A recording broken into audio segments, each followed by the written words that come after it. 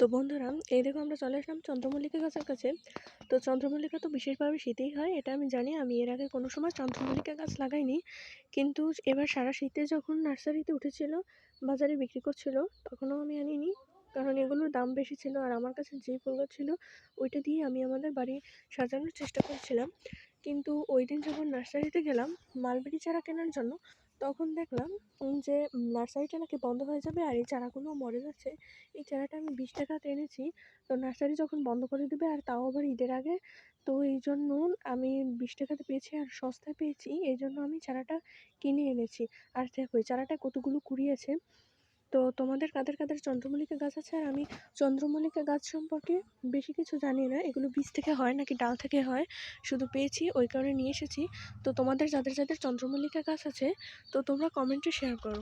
আজকে চলো বিদায় নিচ্ছি, আল্লাহ হাফেজ।